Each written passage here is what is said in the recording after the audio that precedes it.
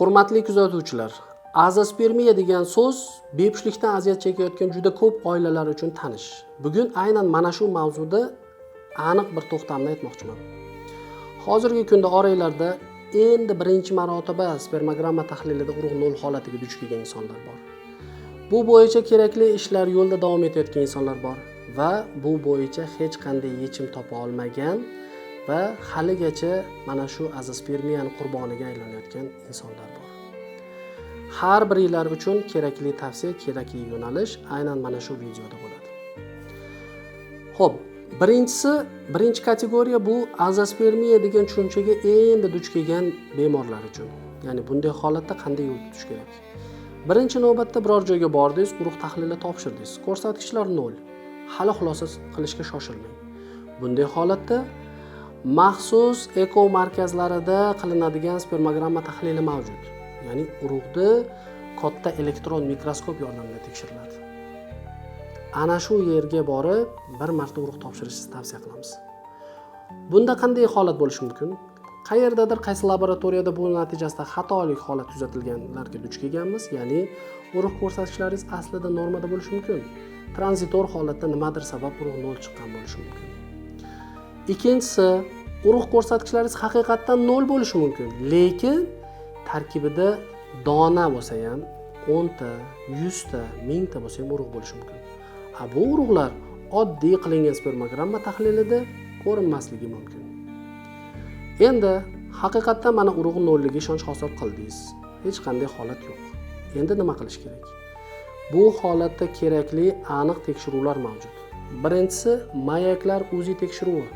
Ko'pincha bunday kasallikda azospermiya holatida mayaklar hajmi kichkina bo'ladi va tug'ma rivojlanish nuqsoni bilan shakllangan bo'lishligi mumkin. Yana kimlardadir urug' yo'llari yopilib qolishi natijasida mayak hajmi normada bo'lishidan qat'iy nazar urug' tashqariga chiqa olmayotgan bo'lishligi mumkin. Buni baholash kerak. Ikkinchisi gormonlar. Urug' rivojlanishiga javob beruvchi asosiy gormonlar bor. Mana shularni tekshirish orqali yana bir marta aniq yo'nalishni belgilab olishimiz mumkin. Va uchinchi eng asosiy tekshiruvlardan bittasi bu genetik tekshiruvlar. Karyotyp hamda AZF faktor degan tushunchalar bor. Karyotyp degani sizda genetik materialingiz haqiqatan sog'lomligi haqida ma'lumot beruvchi analiz hisoblanadi. AZF faktor esa organizmimizda urug' rivojlanishiga javob beruvchi gen bor. AZF deyiladi mana shu. Ana shu gen haqiqatan mavjudmi va unda qandaydir buzilishlar yo'qligiga ishonch hosil qilishimiz kerak. Mana shu tekshiruvlar, sanab o'tgan tekshiruvlarni qilasiz va shu orqali umumiy xulosa paydo bo'ladi. Ha aytgancha, bu soha bilan androlog shifokor shug'ullanadi. Siz urologga borib, urologni ham o'zingizni ham vaqtingizni behudaga o'tkazishingizni tavsiya qilmayman. Sababi bu bo'yicha chuqurlashtirilgan ekspert darajadagi mutaxassislar shug'ullanishi kerak. To'g'ri gapmi? Endi qolgan ishlar bo'yicha siz albatta o'sha shifokor o'zidan ma'lumotlar, tavsiyalar olasiz. Ikkinchisi bu borada kerakli ishlarni qilib ko'rgan bemorlar. Bunday holatlarda men birinchida sanab o'tgan tekshiruvlar sizning qo'lingizda albatta bo'lishi kerak va bu bo'yicha qanaqadir kamchilik bo'lsa, diqqatingizni shunga qaratganingiz eng to'g'ri yo'lingiz bo'ladi.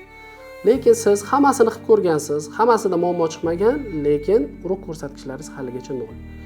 Bunday holatda albatta sizga yoki gormonal stimulyatsiya yoki teze, mikroteze operatsiyalari kerak bo'lishi mumkin. Bu bo'yicha aniq tavsiyani shu operatsiyalarni qilib yurgan, tajribasida azospermiya bilan uzoq vaqt shug'ullangan mutaxassisga uchrashganingizni tavsiya qilaman. Uchinchi holatlar bor, ya'ni o'sha azospermiyani doktor darajasida fikrlaydigan bemorlarimiz bor. Bular uchun ham aniq bir ikkita yo'nalishlarni bermoqchiman. Qaranglar, hozirgi kunda tibbiyotda bu sohada ozgina o'zgarishlar bor. Kimlardir urug' 0 bo'lgan holatda avval stimulyatsiya qilib, keyin teze, mikroteze operatsiyasini o'tkazishni tavsiya qiladi. Yana kimlardir oldin teze, mikroteze operatsiyasini qilib, chiqmasa keyin stimulyatsiya qilishni tavsiya qiladi. Buni qaysi birini tanlashlik har bir insonda individual holatidan kelib chiqadi. Agarda siz haqiqatdan ham bu operatsiyalarni o'tkazgan bo'lsangiz, lekin urug' chiqmagan bo'lsa, to'g'ri stimulyatsiya hamda hozirgi kunda уже tajribalarda yaxshi natija berayotgan egzozom, o'zak hujayralar yoki qo'shimcha sifatida yengil darajadagi PRP terapiyalardan foydalanib ko'rishingizni tavsiya qilishim mumkin. Mana shular orqali siz qandaydir darajada urug' topish uchun umidingizni saqlab qolgan bo'lasiz. Eng asosiy aytmoqchi bo'lgan gapim, azospermiya bu bedavo dard emas. Aynan bu yo'nalishda to'g'ri yo'ldan ketishlik katta ehtimollik bilan sizga natija berishi mumkin. Hech qachon umidingizni so'ndirmang.